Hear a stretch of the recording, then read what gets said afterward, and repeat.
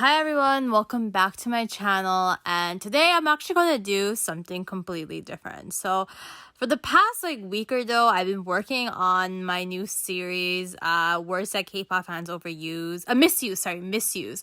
And I don't know, it's been taking a bit of a toll on me because I've been working so hard on this project, and then I don't know, thinking about all these other negative aspects of K-pop has really, I guess, drained me out. So today, I just want to talk about what makes me laugh and makes me enjoy in K-pop.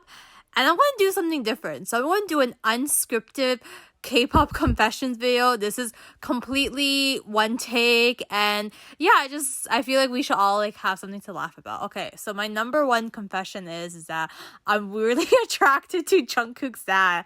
I don't know. I just saw a young Jungkook's dad pic and I was like, whoa, this man is really good looking. I totally understand why Jungkook's mom chased after him, because this man's really good looking, and you could definitely see Jungkook in him. Man, I'm jealous of that family genetics.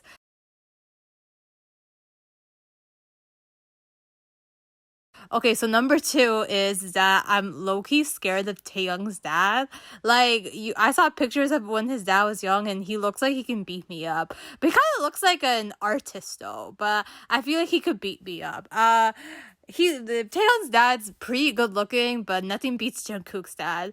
Okay, so number three is I never watch an episode of Run BTS. Before you guys get your pitchforks, it's just, okay, first of all, I couldn't find where you can see the episodes, and B, you guys just post all the funny clips onto YouTube and Instagram, so what's the point of me watching it? I have a very low attention span, so yeah, I've never watched a Run episode. Hi guys, I just came back to realize so last week I finally saw my first episode of Run, so I went back up till last week. I've never seen an episode of Run, and I watched the first couple episodes and it made me laugh. I love watching the roller coaster one. It made me feel like I was on a roller coaster. A roller coaster! Whoa, I need your love! Whoa! But anyways, yeah, I watched the roller coaster episode and it made me feel really happy. So I'm probably going to binge all of the Run episodes in the next couple of months. Okay, so number four is that I used to tell people that I was a BTS heart stan. So basically, I had no idea what a heart stan meant. I just thought it was another way of saying you're a die-hard fan. So I used to be like, yeah, I'm a heart stan. I'm a BTS heart stan. Until I found out what heart stan meant. And I really am sorry to BTS. That is so offensive to them and to everyone, but yeah. And I thought soft stan was you're a casual fan. I had no idea there was a difference. But anyway, whoever came up with the hard stan terms, y'all are nasty as fuck. I think this is number five is that I could not tell all the members of BTS apart.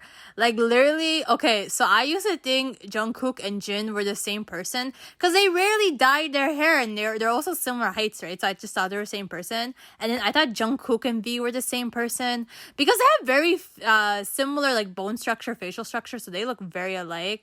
And then for Jimin and Suga, I really don't know why, but they just looked alike to me. I think it's because they have similar skin tone and they both have the same height. And I feel the only one who's really noticeable was RM, because I just knew him as the English person, and he has very distinctive features height, dimples, and so does JHope. He has a really unique face. He's really handsome too. And also because of that, I also did not know who Jimin was for a good month or so. He was the last person I learned of.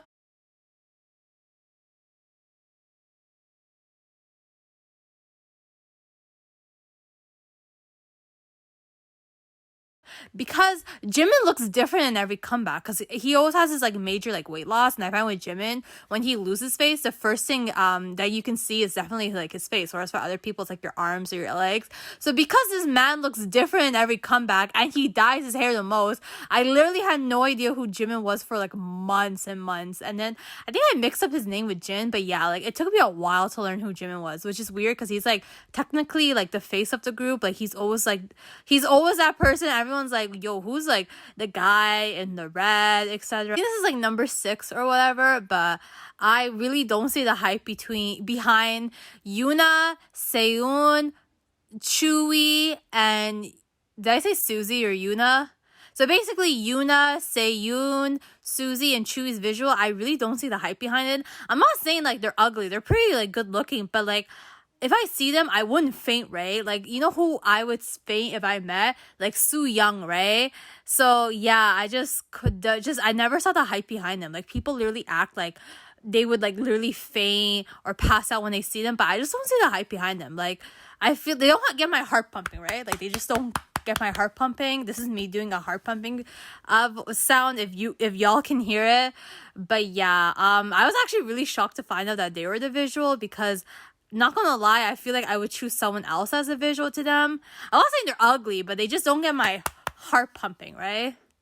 Okay, and then this is number 8. Okay, so my number 8 confession is that I actually love Dispatch couple reveals. Before you guys are like, but they invade couples' privacy. How can you do that? Okay, but I'm a noisy person, okay? I'm noisy as hell, and I just wanted tea. And unlike you guys who like hide and pretend that you're a perfect person, at least I admit that I have a flaw, which is I'm a completely noisy person. And honestly, what I just kind of dislike about K-pop compared to Western is that there's no drama. Like, I really want to know, like, which of the members of Twice did Jungkook buy sandwiches for? What's behind Jimin and Jonghyun's beef?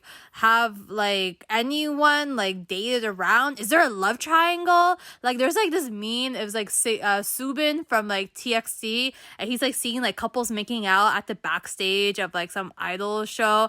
I need that. Okay, I need that tea. So I always look forward to like couple reveals because I also wish that like they're more open about it. Like I love when like you have couples who like post like pictures of themselves, those cute Instagram pictures, but we don't get that with K-pop. The only couple who does that is Hyuna and Dawn, right? So yeah, I actually really love Dispatch couple reveals, and I look forward to it every year because I just want that gossip, okay? I want to know who's dating and all. Okay, confession number, is it 7 or 8? I really lost track, but anyways, I hate idols below 5'3". Like, I'm sorry, but short people are like the worst things to happen to this society.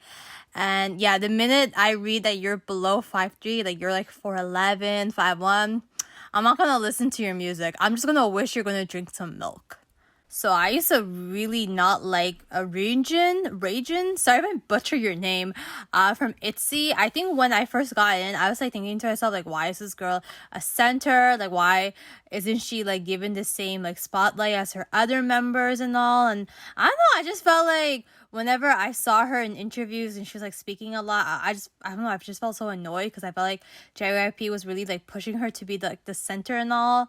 But then like afterwards, I just realized how immature that thinking is, because like I should be more mad at like JYP for not giving equal like spotlight for every member of itzy and all. So I really apologize to Ryujin. I think she seems so sweet. She's honestly so hardworking, and I think part of my hatred was I was so jealous how good her English was, because like I can never pick up a skill part of that. But yeah, I think she's really like humble, hardworking, and she seems like really thoughtful. So yeah, I actually really like Ryujin. So I apologize for not liking you for a good chunk of the year. Not good chunk of a year, for maybe like 4 or 6 months. I'm sorry, but yeah, you definitely deserve to be the center of itzy. You're such a bad bitch. So yeah, I kind of felt like I didn't like Ryujin because I felt like I was just giving more of like jealous vibes of her. So yeah, I felt like she was just too perfect. That's why I didn't like her. But now looking back, I'm like, man, that was some type of immature, petty ass behavior. Okay, I'm super embarrassed to say this out loud, but I once coordinated a fight with my friends to attack our classmate who's in exo-l. Basically, this boy in my political science class acted like those second gen stans, and we felt like he was always shaming us for liking BTS.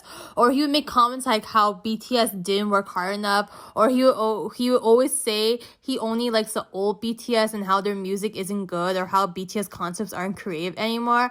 And I'm like, what are you talking about? Their albums have a storyline. Like, there's a story behind each song. BTS has a song that's comparing you to losing someone to Pluto getting kicked out of the solar system, and you're telling me they're not creative? So my friends and I were so fed up that we actually planned an attack. So basically, we were gonna plan to study with him, and then all of a sudden, one of us would bring up BTS, and when he shades us for liking them, we'll like attack him. So during our study sesh, he told us like, yeah, I like their newer stuff, but they definitely sold out for Western validation. I miss the old BTS.